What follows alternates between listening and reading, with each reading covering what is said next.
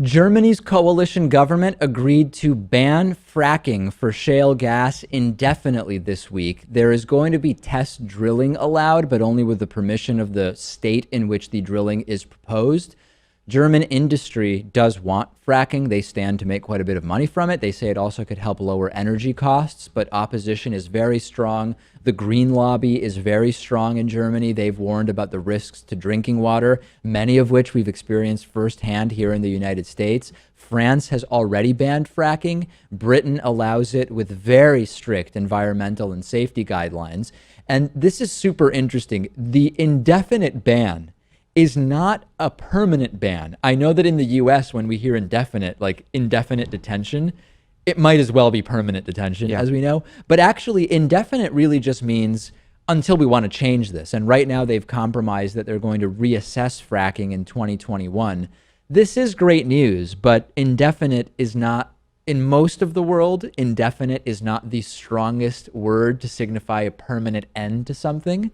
And I'm hopeful that by 2021, they'll realize they just don't need it. I'm hoping that's the case. We all just really need to focus on alternative energies.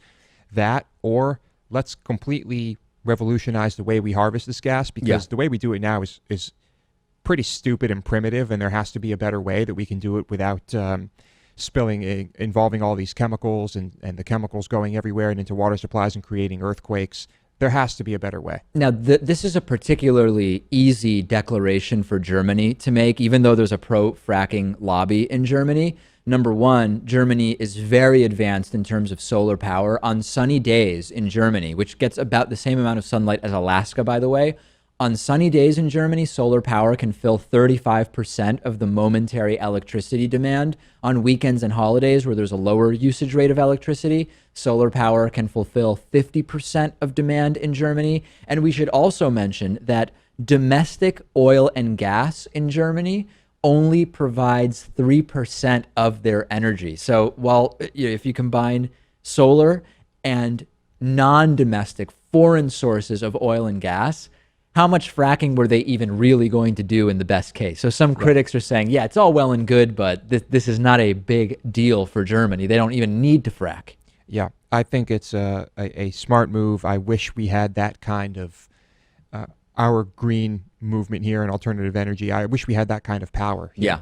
Now, the counter to this is it's fine. It's true that Germany doesn't really rely on domestic oil and gas very much. But there are many potential fracking sites in Germany, which industry would no doubt want to exploit. And even if they didn't need the energy, they could still harness it and use it to counter other costs of energy or sell it to other countries. So sort of need a balanced analysis here. Yes, on the one hand, Germany is uniquely positioned in that they don't really need to be fracking based on their current energy supply. But at the same time, in a capitalist world, Lewis, it's hard to tell someone, hey, you see this big potential pile of money that's waiting here? Yeah, don't worry about that. Don't do anything with that. That can be a pretty hard sell in a capitalist world. Yeah, a capitalist money, cash is king. Money still rules everything, even in Germany. But I'm happy for the people of Germany. And of course, the big thing from Germany and solar power is, for everybody who says the U.S. isn't sunny enough to really take advantage of solar power, Bull. Germany, 35 to 50% of energy being supplied by solar, and they have the sunlight level of Alaska in the United States. So that is complete BS that should not be believed.